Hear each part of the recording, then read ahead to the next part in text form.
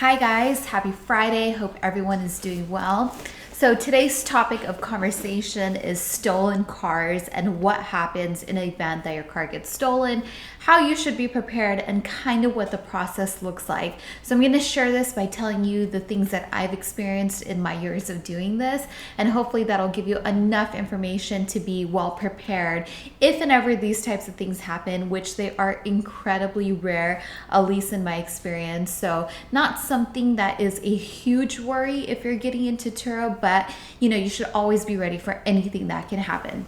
So in my 5 years of doing this, I have experienced theft probably 3 times.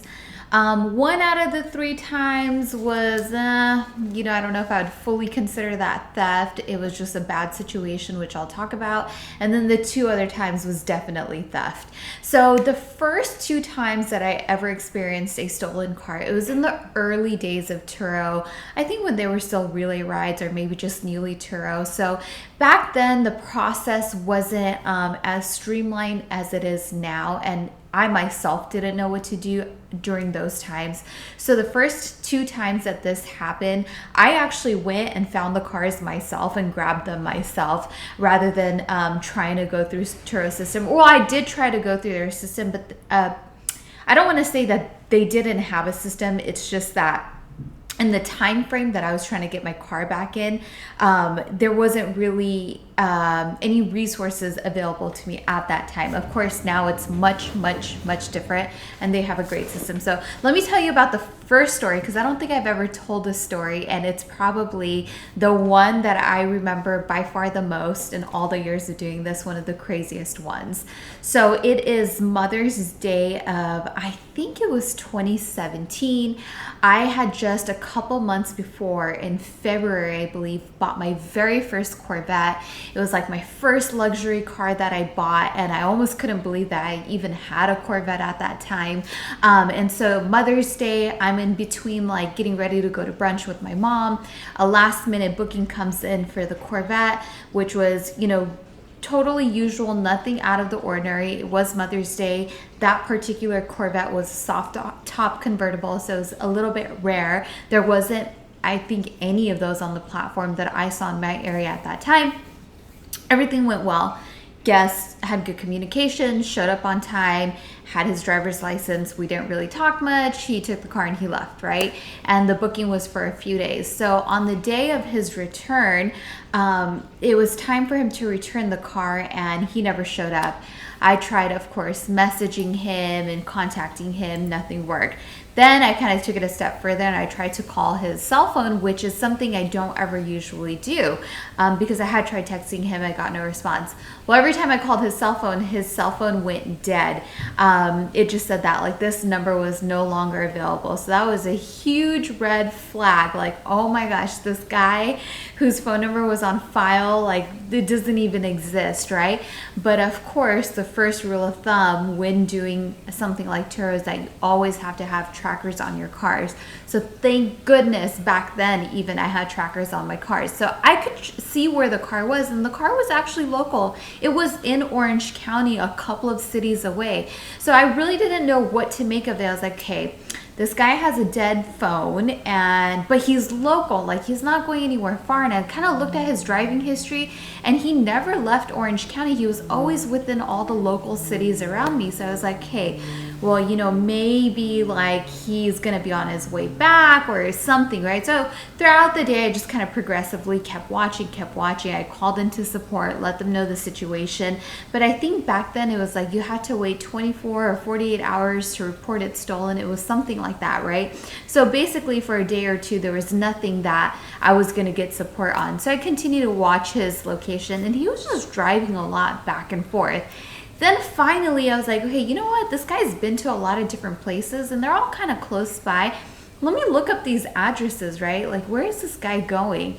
So where it hit me that it was a stolen car was when I looked up every single one of those addresses, every single address was a different motel. I was like, oh gosh, that is not a good sign. If he's hopping around from motel to motel, he's definitely a drug dealer and is involved in some kind of shady business. So Finally, as the evening kind of dawned upon, I kept looking at his location. It looks like he was parked at this one motel in Garden Grove for quite some time. So, I got some help. I got some backup, people who are well versed in this type of thing. I got some muscle to go with me. And I was like, I just want to go check on the car. Let's just go see where it's at, since it's kind of close by and it's maybe like 20, 25, 30 minutes away. So we go, it's in the evening, like I want to say maybe 8 or 9 o'clock, and we drive by the motel and we see the car parked in the parking lot and everything seems fine. We kind of just drove by the car and the car was in perfect condition. Nothing seemed wrong. No one was to be found, but it was definitely a shady location. Well, coincidentally, at that time, there was a couple of cop cars that pulled up into the motel. And so kind of saw the cops kind of going from door to door. And so then I finally went and talked to one of the cops and kind of gave him the rundown of the situation that I had going on. Well, those cops were there because they were doing some type of outreach program. So they were working with some sort of organization where they were reaching out to the people who are staying in that motel and trying to provide aid. So the cop that was already at the motel said that he himself couldn't help me, but that he was calling backup and to just kind of hang tight until they got here, and then they would help me approach the vehicle with them. Well, I don't know what code the cop called into his station, but before you know it, there's like 8 cop cars that come screeching down the street. They all pull into the motel parking lot and like they're ready to go. And so, I stop and talk to them and kind of explain to them like, hey, this is my car. I have the spare key. You can check the registration. My name is on it. Gave them my ID, kind of explained that, it's on a platform where someone could rent it. And I remember till this day, the cop actually yelled at me because he was like, that is so dumb. Why would you give a stranger your car? I was like, dude, it's like, how do you not know what Airbnb is? It's a peer-to-peer platform. I didn't just give my car to someone. Like, it's like a whole thing, it's a transaction. He rented it. Cop just like wasn't understanding, so whatever. I got yelled at, but they escorted me to the car and kind of surrounded the car with their vehicles. I gave them the key. They kind of opened it up and then, said that like I can kind of like investigate it and go through it. And they sort of looked around the motel to see if they could find this guy, showed them the picture of the driver's license that I had. Well, when we opened the car, inside the center console, there was a wallet. Inside the wallet, there was multiple IDs. So basically the ID that he used to rent the car was a fake ID and it wasn't really the guy. He had a bunch of IDs. There was a bunch of meth in the car. It seemed like there was a bunch of stuff that belonged to a prostitute. So he was not only a pimp, but he was a pimp and a drug dealer. So quite the combination. And basically what happened was, they took down a report, they took photos, they took the drugs out of the car and the fake IDs, and they let me take the car. And then in that event, of course, I reported everything back to Turo. Everything was well documented. And you guys are probably wondering, well, what happened? Because he had the other key and I was never able to get it back. So in that case, part of my claim was to get the vehicle re-keyed entirely. So just in case he ever tried to come back to the car, not that he knew where the car was housed because I met him in sort of like a public location, but just, if in some weird way he ever found that car, like the key that he had would be inactive. So I did get the car re-keyed. I got the car back. Car was fine. There was nothing wrong with it, aside from the fact that it was stolen. So that was probably my crazy story when it comes to a theft. But so that was way back in the day. That was my very first incident of a stolen car. So fast forward a couple years, I think it was 2018, which was the last time I experienced theft. Knock on wood, hopefully don't experience that again. But this time, Turo's team actually caught the fact that it was stolen. So I got a huge rental. This was during the holiday time, and again, it was for one of my Corvettes. Met the guy in person, did a real thorough check-in, ID, everything checked out. I even had a photo of the guy holding his license and everything, right? So everything was fine. get a call from Turo saying that a stolen credit card was used for a transaction. It was quite a large rental because I remember, I believe my earnings on that trip was like $1,500. So he probably paid at least $2,500 for the whole trip with the fees and stuff. So it was a big transaction. So they found out that he used a stolen card. So they got me in touch with their trust and safety team, which is the team that you work with when there is a theft situation. Their trust and safety team was awesome. They got in touch with me, I mean, immediately. So they had a lot of urgency behind them. And, you know, of course, the primary questions that they'll ask you is if you have a tracker on the car and if you can see like where the location of the car is, what type of tracker you have as well. So that's always important too, because that also tells them how quickly they need to move. Because if you have one of the plugins into the OBD port, you know, someone can easily grab that and just throw it out the window and then you don't know where your car is, right?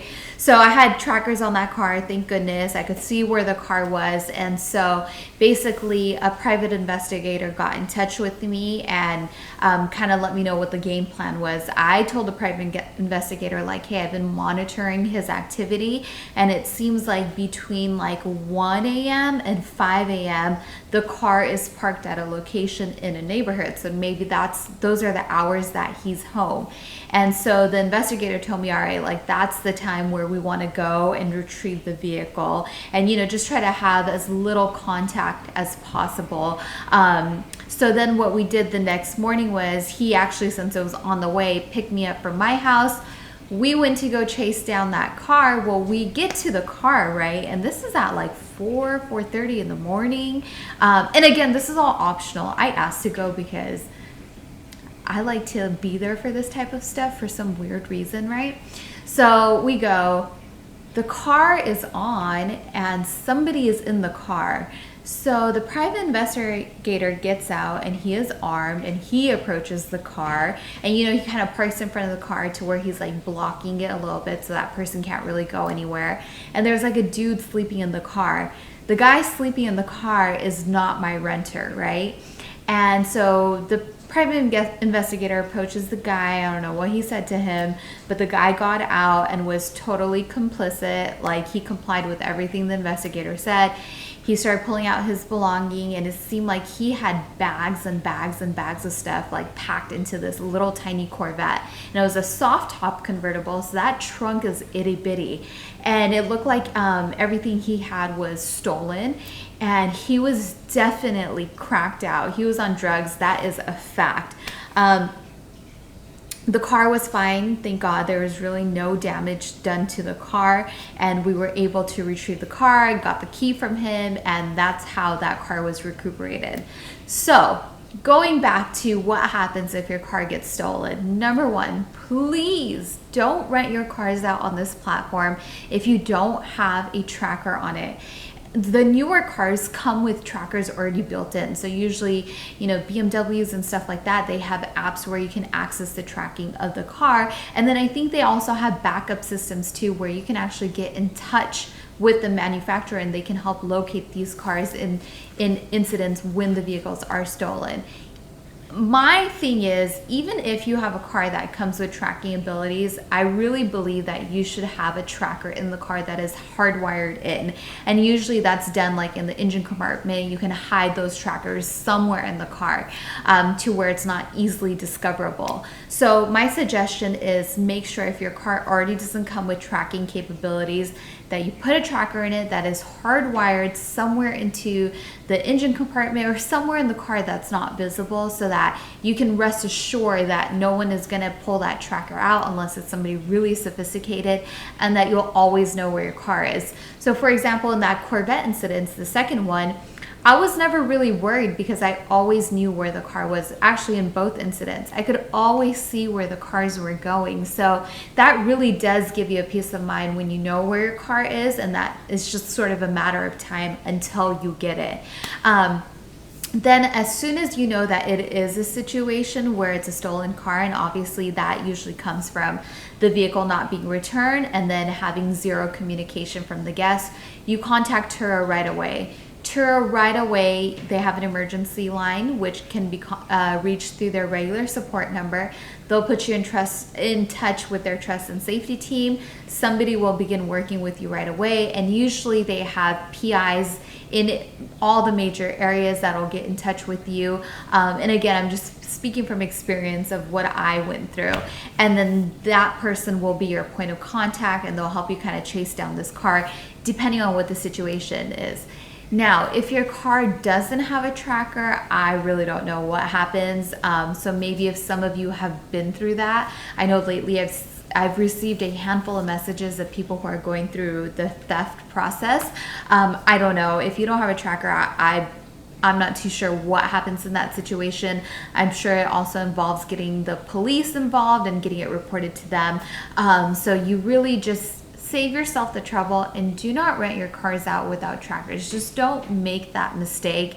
It's just not worth it. It's not worth the stress or the headache. And that way you always know where your vehicle is. So that's basically what happens in the process of theft. And then of course, if the car comes back with any type of damage or anything like that, you can claim that through the claims process.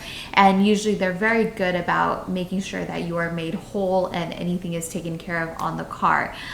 So that's pretty much what it looks like. And again, it's not very common. Especially if you do your due diligence and you're double checking IDs and making sure that people sort of check out. You likely won't run into this type of stuff, but it can happen. You just never know. So you just want to be really, really prepared. So do not rent out your cars without trackers. I cannot say that enough. It is so important. And you can just tell by the situations that I've been through that you need to have those trackers. Otherwise you could be at a loss for an entire vehicle, and you don't want that liability. All right, guys, so that's it for me for today. Again, this is going to be a part of the series on my playlist on my homepage of the YouTube channel called Risk. And these are all the things that can go wrong and that inevitably will likely go wrong and how to be prepared for them. There is a solution for everything. You just want to be prepared so that when and if these things do happen, you know exactly what to do and that you don't really stress out about it.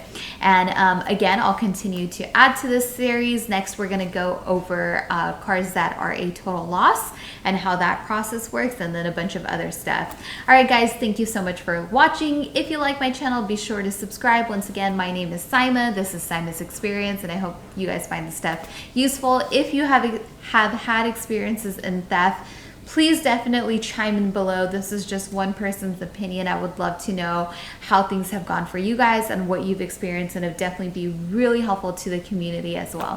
Thanks for watching, guys. I'll talk to you later.